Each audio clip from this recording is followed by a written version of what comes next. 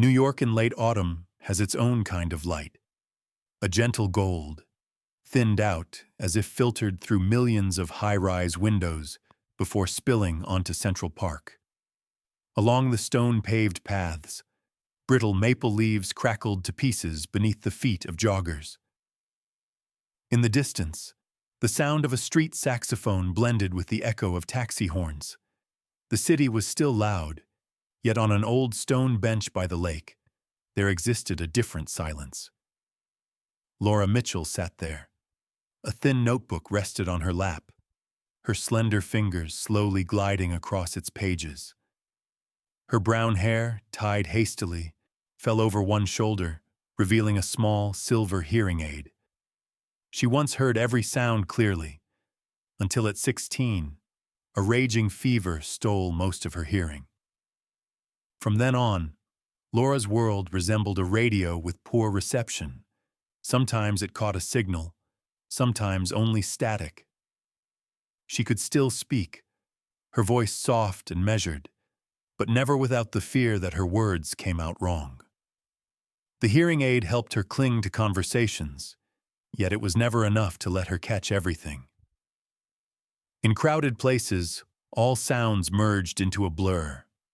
That was why the notebook never left her side, her backup bridge, so silence wouldn't swallow every word. She scribbled fragments she managed to catch from passers-by. A stray word, half a broken sentence.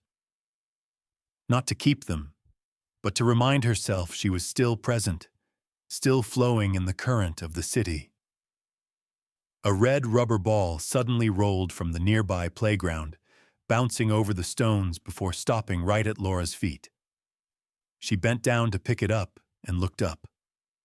A boy of about 8 came running over, brown eyes shining, breathless but smiling with a burst of laughter. In that instant, Laura felt the city's noise fade away. There was only the ball in her hand, the boy's life-filled gaze, and something else she had no name for yet. The boy stopped in front of Laura, both hands clutching the red ball. "Thank you," Ethan said, his voice breathless from the run. Laura watched his lips move, catching the familiar word. She nodded, replying softly, "It's all right." Her voice was quiet, uncertain, as though afraid she had mispronounced it. For a fleeting moment, Ethan's gaze drifted over her hastily tied hair and landed on the small hearing aid glinting in the afternoon light. He tilted his head, curious. In those wide, round eyes was the realization that the woman before him didn't hear the way others did. "Ethan!" A deep voice rang out. A tall man in a denim jacket strode over and placed a hand on his son's shoulder. He turned to Laura, his lips forming 2 words. "I'm sorry." Laura blinked. She didn't hear it fully but guessed the meaning from his mouth's shape. As always, she simply nodded, keeping a polite smile. But Ethan wasn't about to let the meeting end in awkwardness. He set the ball down, pulled a short pencil from his pocket, and pointed at the notebook resting in Laura's lap. When she gave a slight nod, he quickly scribbled a few uneven words. "Dad says sorry. Do you want to eat hot dogs with us?" Laura's eyes widened at the messy line. She looked up and saw the boy holding out a warm paper bag, the smell of sausage and mustard spilling into the crisp autumn air. David, a little embarrassed, was about to stop his son, but Ethan's pleading gaze made him laugh helplessly. He spoke slowly, clearly. "We bought too many. Would you like to join us?" Laura hesitated. Inside her coat pocket were only a few coins. For years, social invitations had always made her retreat. But today, with those scribbled words in her notebook, with the boy's shining eyes and the man's awkward yet warm smile, her heart softened. "All right," Laura whispered, her voice nearly carried off by the wind. Ethan let out a small cheer and tugged his father toward the empty bench. David laughed, An unrestrained laugh, rare and genuine, and with nothing more than a warm hot dog on an autumn afternoon, a fragile thread began to tie three strangers together. On the old stone bench, three steaming hot dogs were unwrapped. Their warmth and savory scent melted away the late autumn chill. Ethan sat in the middle, eating as he doodled with his pencil in Laura's notebook, sketching a giant dinosaur whose tail nearly stretched across the page. Laura let out a soft laugh, then added beside it, "Library." Ethan looked up, eyes glowing. "Library? Tu viens?" he pronounced loudly, then scribbled beside the drawing. "Dinosaurs." David smiled, explaining slowly, each word distinct. "He knows. The names. Of every dinosaur." Laura nodded, her lips forming the words, "Very good." Her voice was quiet, hesitant, as though afraid her pronunciation was wrong. A brief silence lingered, then Ethan turned the notebook back toward her, tilting his head. "You live here with who?" Laura froze. She tightened her grip on the pencil, then spoke haltingly. "No. Family." To be sure, she wrote, "Foster care. Alone since 18. David read the words, and his eyes darkened slightly. He was silent for a few seconds, then said in a low voice, slow and clear, "My wife, gone." 3 years. Laura focused hard on his lips, catching only wife and 3 years. Before she could piece it together, Ethan quickly added in writing, "Mom died. Just me and Dad." The pencil stopped, the page trembling lightly in the breeze. Laura looked down, her hand unsteady. When she lifted her gaze again, her eyes met David's. There was no pity, no avoidance, only a quiet recognition that her emptiness wasn't foreign to him. Ethan chewed a bite of hot dog, then declared with the firm certainty of a 7 or 8-year-old, "I think everyone should have someone to eat hot dogs with." "That's the rule," Laura laughed, her eyes blurring with a feeling both strange and familiar. David laughed too, this time easier, unforced. In that simple moment, amid the crowded park, 3 pieces that seemed unrelated touched at the edges, hinting at the shape of a larger picture. The next day, Laura returned to Central Park. Not out of habit, but because of a faint, unexplainable anticipation.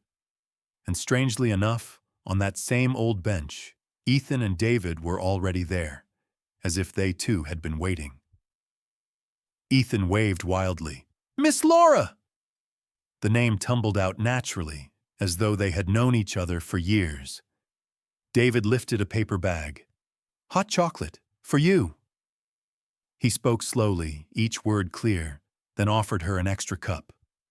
Laura took it, her chest warming, not only from the drink's heat, but from the thoughtfulness behind it. In the days that followed, the smallest things quietly turned into first memories, the first time drawing together. Ethan patiently learned a few signs Laura taught him, then scribbled in the notebook, "Teacher." She laughed softly and replied, "Good student." The first time reading together, David brought Ethan to the library where Laura worked. The 3 sat at a long table, Ethan reading aloud passages about dinosaurs, while Laura listened, occasionally whispering corrections to be sure he pronounced the words right. The first time sheltering from the rain, a sudden shower swept over the park. David opened his umbrella wide, but Ethan insisted on pulling Laura into the middle. "Family rules," he said firmly, punctuating the phrase with both his voice and a scribble in the notebook. Laura began to grow familiar with this rhythm. There were still silences, still words she couldn't quite catch, still messy scrawls filling the gaps. But unlike every other time in her life, she didn't feel like a burden. She felt allowed to stay. One late afternoon, while Ethan busily colored his 10th dinosaur of the day, David looked at Laura, his voice low but steady. Feels different, don't you think? Laura slowly nodded. She didn't need to write it down. In that moment, her eyes spoke for her. Yes, it was different, and so beautiful that she began to believe sometimes. The most ordinary days were the real miracles. A few days later, Laura was absent from Central Park. Ethan clutched the red ball, his eyes darting around, hoping to spot her familiar figure, but the bench remained empty. "Dad, where is she?" "She was supposed to be here today," Ethan asked anxiously. David, too, felt the strange emptiness. Finally, at his son's insistence, he took Ethan to the public library where Laura worked part-time. They found her at the familiar corner table, stacking books. Her face looked gaunt, dark circles beneath her eyes unmistakable. The hearing aid in her ear emitted a faint static buzz, as though echoing her inner exhaustion. Ethan ran up and wrapped his arms around her, then quickly pulled the notebook from her hands. His childish scrawl appeared on the page, messy but firm. "You leaving?" "Not allowed. Family doesn't leave." Laura bit her lip, her hand trembling. She whispered, voice small, "No. Choice." Then, in shaky writing, she added, "Lose apartment. 2 weeks." David read the words, his chest tightening. He bent down to her eye level, speaking slowly and clearly so she could follow. "You're not alone. We'll figure this together." Laura lifted her gaze and met his eyes. There was no pity there, only certainty. Ethan added another line to the notebook, underlining it boldly. "Family stays. That's the rule." The page trembled in Laura's hands. Tears welled up and spilled over. For the first time in years, she let herself believe that maybe, just maybe, this time she wouldn't have to disappear.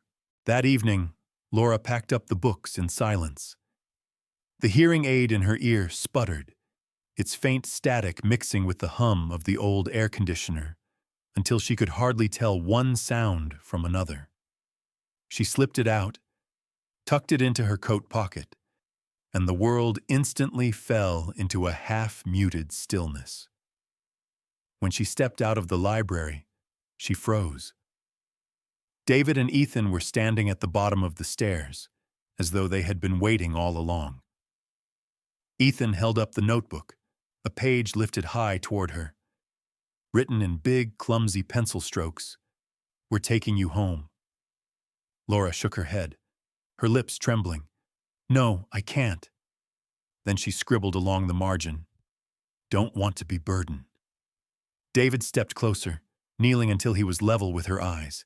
He spoke slowly, each word clear so she could read his lips. "You're not a burden.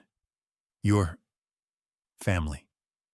Laura hesitated, hardly daring to believe she had read it right.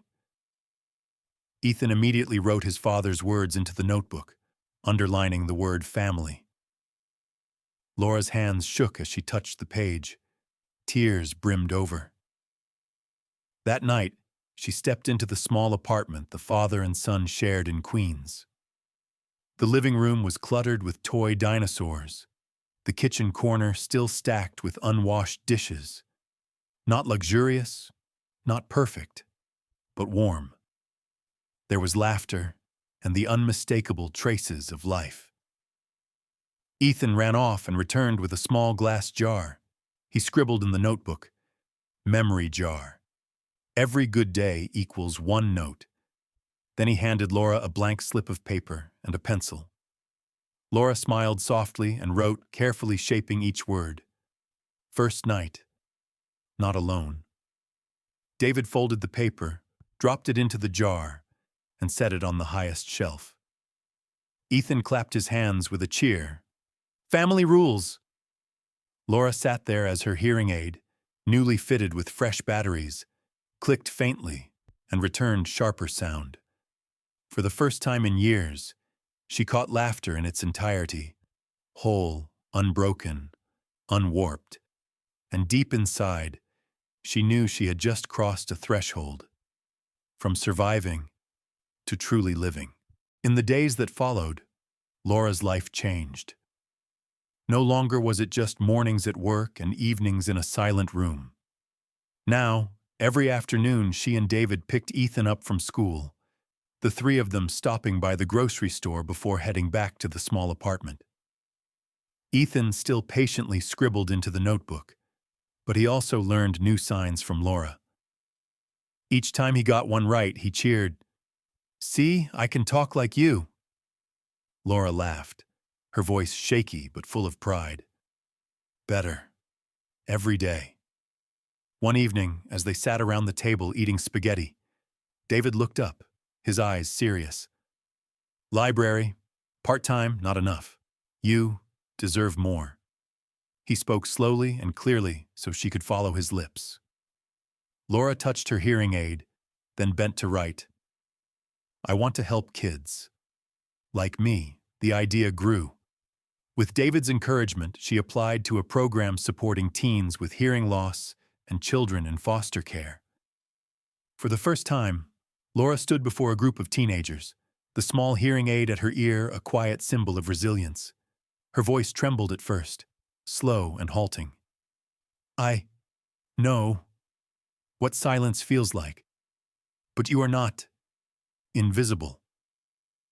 The room went still. From the front row, Ethan scrawled in the notebook and held it high. "Go, Laura." Laughter rippled through the group, breaking the tension. Laura laughed too, this time a steady laugh, free of hesitation. In the weeks that followed, she continued working at the library while taking part in more sessions. Little by little, the woman who once hid away became someone who could plant hope in others. One evening, as Ethan dropped another slip into the memory jar, David asked him, "What did you write today?" Ethan grinned, scribbled into the notebook, then slipped the note into the jar. Laura showed kids they are strong. Laura read it, her fingers brushing her hearing aid as if to make sure she truly caught the sound of laughter filling the apartment.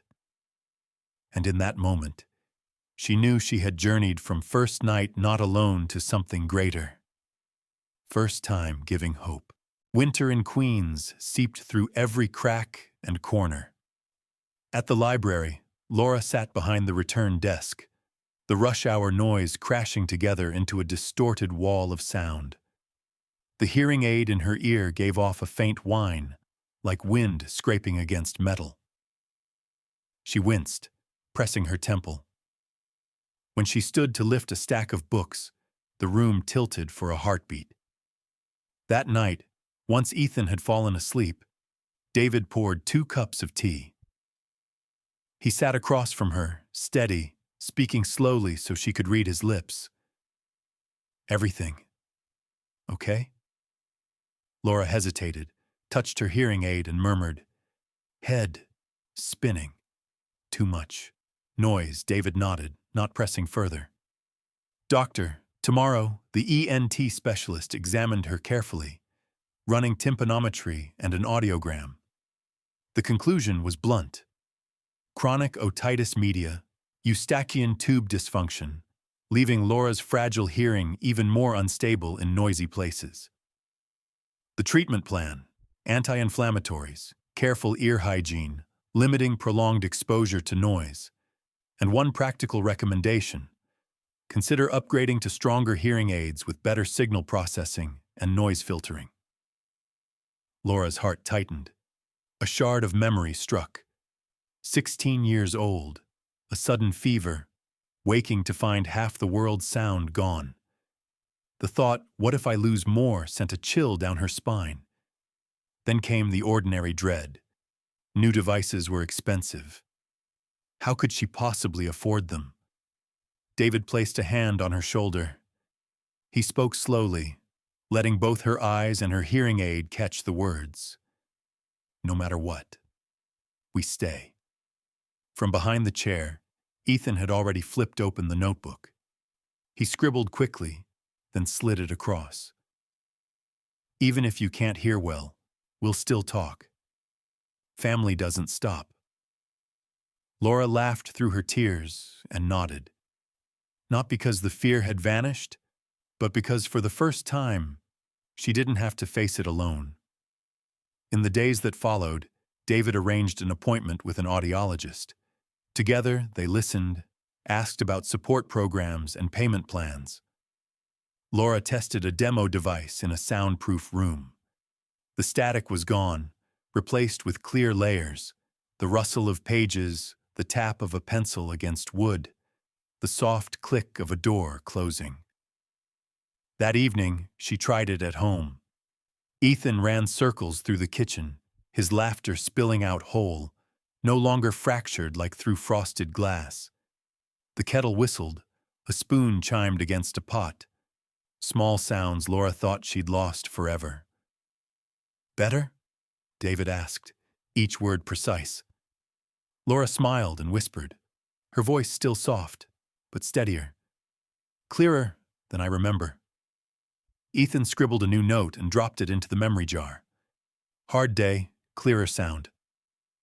Laura stood for a long time before the glass jar, now filling with folded slips. She hadn't decided about cochlear implants yet. No one pushed her. They chose to take it step by step. Treatment, upgrades, listening to her body. And within the silence that once terrified her, Laura now heard something else growing. Faith, that no matter how the sounds of the world might change, she already had a place to come home to. One morning at the end of March, Laura received an email from the Youth Center for Teens with Hearing Loss. They invited her to speak at a small gathering in Brooklyn. The theme, Finding Your Voice in Silence. She sat still, her hand brushing the new hearing aid behind her ear. The ticking of the clock rang sharp and clear, an ordinary sound she once thought she'd never fully hear again. But alongside it came the quickened beat of her heart, the old fear flooding back.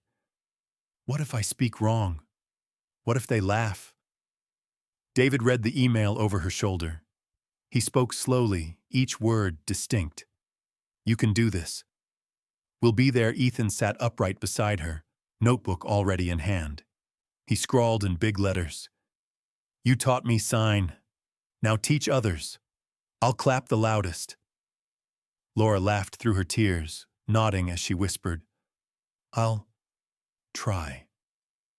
When the day of the event arrived, the small room was filled with teenagers and parents. Laura sat in the front, her hands trembling on her knees. The chatter around her buzzed, but her new hearing aids filtered the sound, leaving a clarity she hadn't known in years. As she stepped onto the stage, the spotlight warmed her face. Laura drew a deep breath and began. Soft, slow, but steady. "My name is Laura. I lost most hearing at 16. I thought silence was the end." A hush fell. Laura glanced at the front row. Ethan was holding up his notebook, the words scrawled in pencil. "You're not alone." Laura smiled and continued. But silence became beginning. "I found family. They remind me, hope is louder than sound." The room erupted in applause. Ethan clapped until his hands turned red. Beside him, David's eyes shone with pride. When the talk ended, a girl of about 15 approached, wearing a hearing aid much like Laura's. Her voice wavered. "Do you really believe family can be chosen?" Laura turned toward David and Ethan waiting by the door.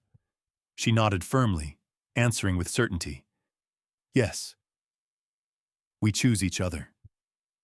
Every day the girl's face lit with a smile, her eyes brightening.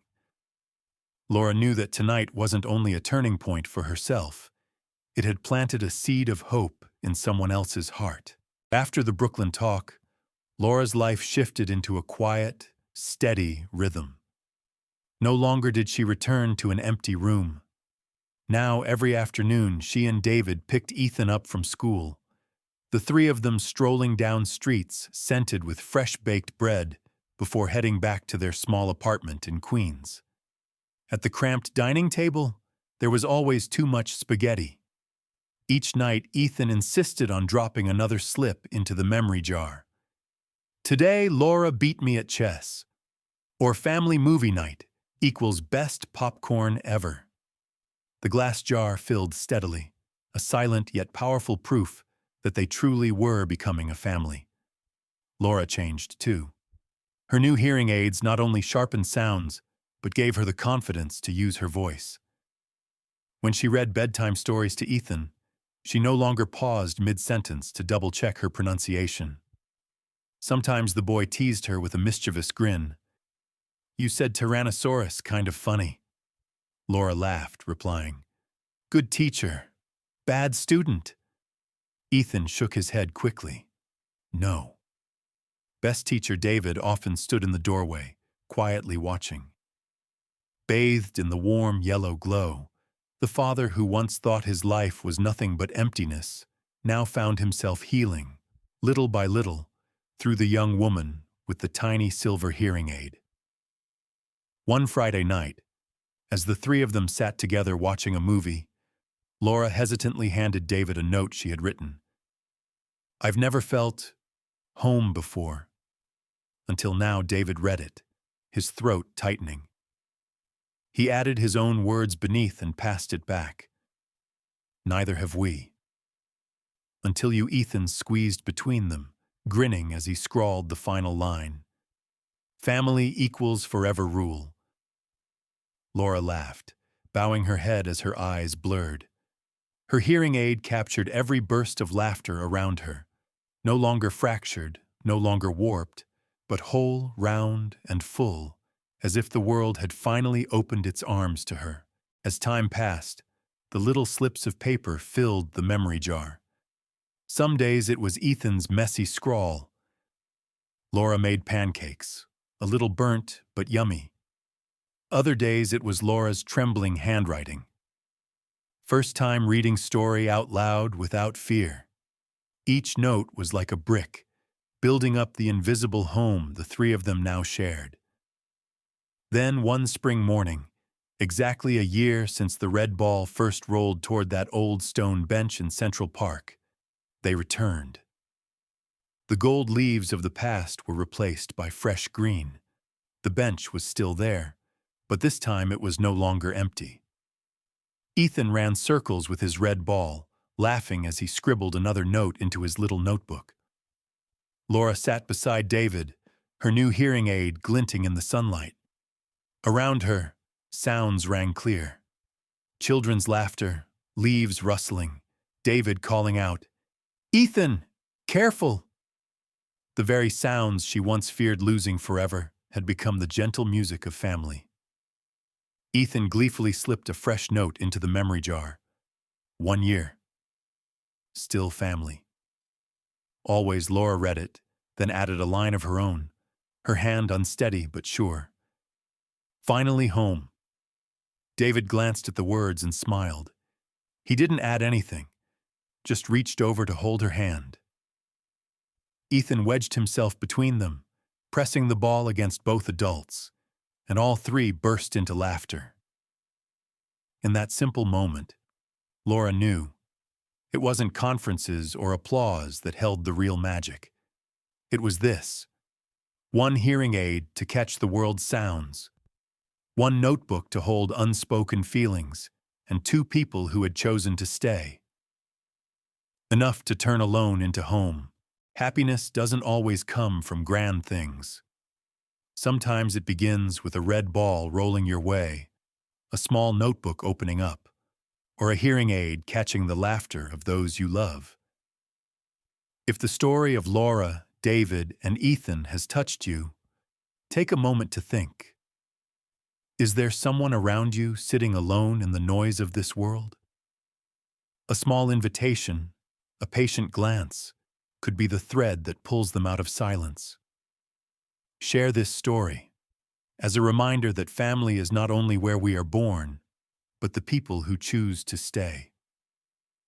And sometimes, a miracle begins simply with the courage to say, "Would you like to sit with us?"